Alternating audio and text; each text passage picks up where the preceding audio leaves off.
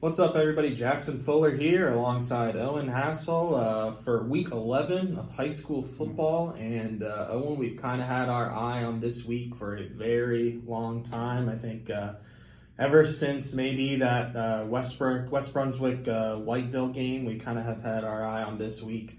There's going to be a lot of talk about the Wildcats and the Trojans in this video. New Hanover hosting West Brunswick, first place in the MEC on the line. The Trojans with a win would clinch the conference championship. They'd clinch an outright conference championship by holding the tiebreaker over both New Hanover and Hoggard. The Wildcats would still need to win one more game against their arch rival Vikings, but they would put themselves in prime position to win the conference championship. Owen, what kind of excites you most when you think about this matchup this Friday night? Well, defense. I mean, that's been the MO for West Brunswick all season. That's what they hang their hat on.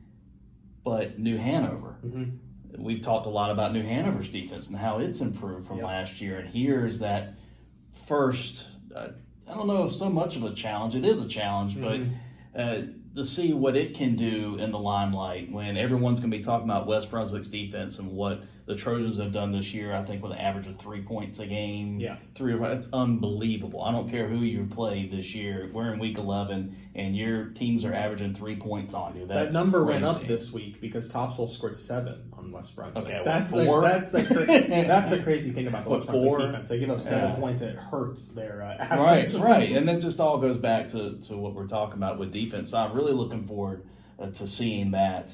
And also, New Hanover is not the same New Hanover offensively as it's been the last couple of years. Still very good. It's just had to switch because of its personnel. You guys got Mackay Stanley, and what are they going to do up front, West Brunswick, to really cause havoc to those rushers of New Hanover? A lot of different storylines. Yeah, and I'm glad you mentioned New Hanover's defense because we talked a lot about all year about that New Hanover offense, but the defense has been, you could say, just as good as the offense. It's led by 2 really talented linebackers, Rashad Rogers and David McCallum, and then Jeremiah Bancroft up front, Jack Barbie. So, they've got a lot of talented pieces, and they've almost had as good of a season as West Brunswick. They had 2 games in the non-conference against Northside Jacksonville and Jack Britt, where they gave up in both those games more than 20 points, but there's no shame in that. Those are 2 very talented football teams. Jack Britt, I think, is ranked as high as 7th in some polls across the state. So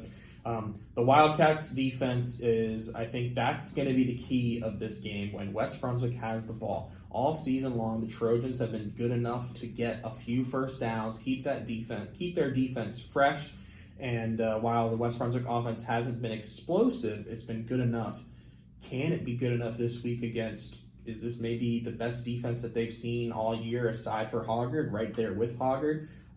That's going to be an interesting matchup when West Brunswick has the ball. Who can kind of not win that matchup, but maybe help your other side of the ball the most? Does the New Hanover defense help the New Hanover offense more, or does the West Brunswick offense help the West Brunswick defense more on Friday night?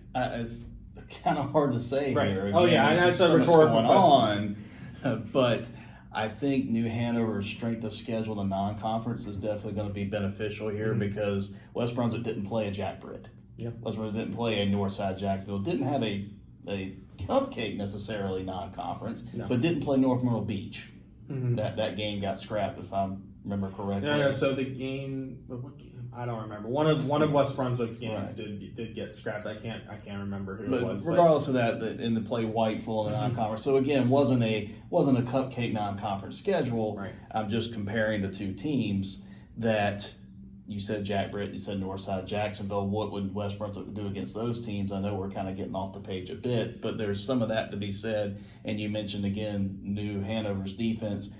If I'm on New Hanover's defense, I'm going, hey, I'm tired of hearing about West Brunswick all the time. Yeah. This is getting old. Yeah. We're New Hanover. We're pretty daggone good, and we're really going to show something Friday. So that, to me, interesting what kids are thinking with all that when they're reading about West Brunswick defense this, West Brunswick defense that. And New Hanover's defense has had some struggles the past couple of years. So to see their progression so much in year 1 of the Dylan Demick is pretty interesting. And I will say, I think let's talk about the other matchup that's going on Friday night, West Brunswick's defense against New Hanover's offense. this will be the best offense West Brunswick's faced all year. I mean, they haven't faced an offense with guys like Mackay Stanley, Jaheim Marshall, Jabez Howard. New Hanover has about 4 or 5 players that anytime they touch the ball, if they get an opening, they can take it all the way.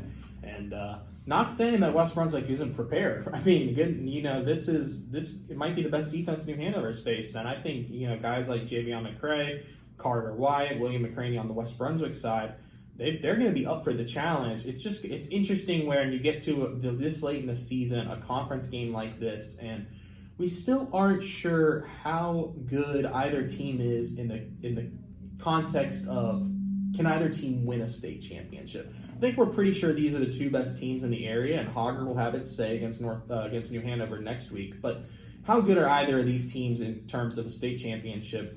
Will we find out about that Friday night? I don't know, but we're going to find out.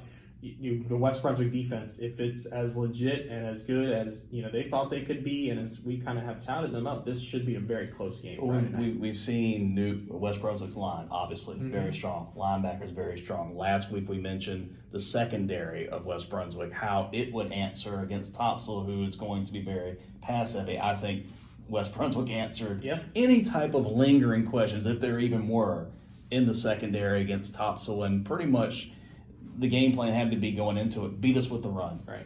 Beat us with the run. Can you do that? And obviously the answer was and Topsail's Bernie Burns, their starting running back since Noah LaValle got hurt, was out Friday night. So this is going to be a test for West Brunswick. They haven't faced an offense with this kind of balance that New Hanover has, but New Hanover hasn't faced a defense that at all 3 levels has, you could say with Javion up front, Carter Wyatt at linebacker, and Malachi Hewitt in the secondary, those are 3 guys, 1 guy at each level of the defense that might end up playing Division I football at least. Javion's already committed to ECU. Those other 2 guys are sophomores, but they're getting recruited, going on some visits. So that's going to be really exciting. Legion Stadium, Friday night, 7 o'clock. I'm going to be there. Follow at Star News Varsity on Twitter for updates. Trying to get this guy out there with me to help out. We'll see if he comes along for the ride. Should be a fun one. That's the only game we're covering this week, but we will be keeping our eyes on a bunch of other games.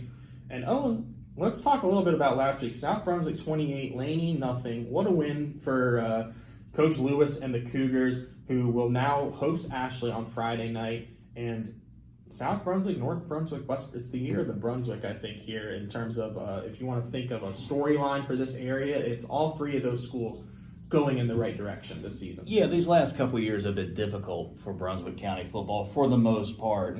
And pretty neat to see. We all know what we just mentioned, West Brunswick plenty, and we do every week, and deservedly so. North Brunswick, that was a team that I think we both thought could make the biggest jump this season. And obviously West Brunswick's probably made the biggest, but North Brunswick's right there with them. Where did South Brunswick stand? Where was South Brunswick's moment or moments for this year? You didn't really have one yet. Early in the year, won a couple of games, but Rocky Lewis's bunch has done that the past couple of years and then really struggled in Mid-Eastern play. Where was going to be that moment where South Brunswick stood up and said, hey, we're here. Right. We're in the county too, and this is what that moment was Friday. It's one definitely jump forward for the Cougars. I don't know if South Brunswick could make the postseason this year. It would be difficult. It would be tough. They probably need to win out. And they still have a game against Ashley this week at home, which I think they have to figure they should win that game, and then they will. They'll close the season at West Brunswick, which will be a tough task. So yeah, maybe the Cougars don't make a playoff game, but the defense is very good. I mean, they held Hoggard to just 10 points. They now shut out Laney. All season, the defense has kind of been there. They've got a junior quarterback, Roman Dilgard, who will be back next year. And sophomore Danny Parker has really come alive as a guy that shines on offense and defense for them. Good signs for the football fans out there in Southport. One thing I do want to touch on in terms of playoff implications is we got to start paying attention to this North Brunswick and Topsail battle in the Mid-Eastern Conference 3A.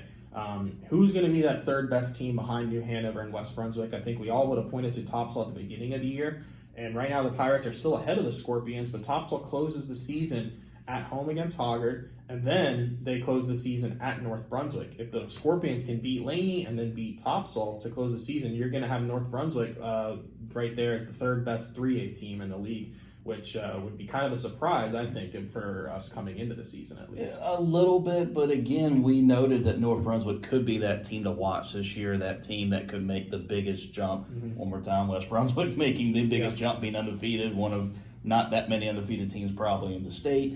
But yeah, I think the schedule looks better for North Brunswick to get that spot right now than Topsail, especially Topsail dealing with some injuries as well. I know North Brunswick and Brian Davis every week seems to mention injuries, but it looks like a lot of those guys maybe are back and healthy. They've got 3 guys who were out for the year, but the rest of their guys they're getting some guys back, but those 3 main, Quasi Clark, Jane Bullock, and Damon Perry being out has hurt them all season, but they're starting to learn how to play without them. And look, against Hoggard, through a half, they were right there. I think they got a little worn down in the second half going against a powerful 4A offensive line and defensive line where guys don't have to go both ways, which just isn't the case right now for North Brunswick. But they're getting there. They got 60 guys in that middle school program at Leland Middle School. Coach Davis is optimistic. A couple of years from now, maybe they don't have to have guys going both ways at all. And then Hoggard, 35-10 winners over North Brunswick. We're going to talk about the Mid-Eastern Conference title race. We can't leave them out yet. They take care of business against Topsail on Friday night, and they need help. They need New Hanover to beat West Brunswick Friday. But if those 2 things happen, you're going to have a game at Scott Braswell Stadium next week where New Hanover's going for the outright title, and Hoggard's trying to make sure there's a 3-way split. That'll be a fun night over there at Hoggard. So we'll keep our eyes on how the Vikings do against the Pirates this coming week.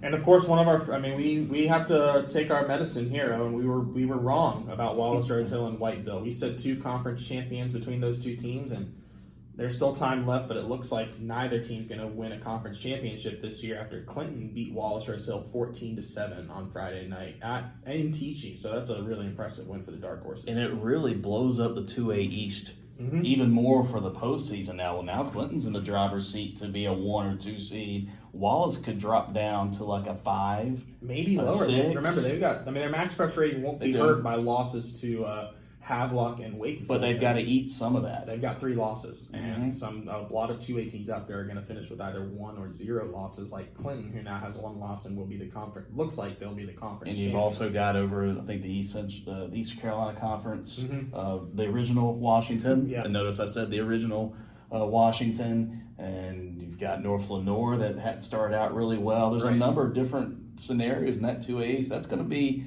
far more interesting than probably we put on this video a few weeks ago. We thought 2 or 3 teams, that's it. I still think, I think Wallace Rose Hill, they're not going to be a high seed anymore or a top 4 seed anymore. But I still think when you look at that 2A East bracket, there's probably only about 3 or 4 teams that you would feel confident in getting out of the bracket, even though if Wallace Rose Hill might be one of those teams as a 7 or 8 seed. Remember last year they were a 7 seed and had to play Whiteville at 10 in the first round, and they won that game before a rematch against Southwest Onslow, which they lost. So that's really the thing. I think Wallace Rose Hill will be confident that they can get out of the first round, but now their second round game is going to be in a tough environment against a really high seed.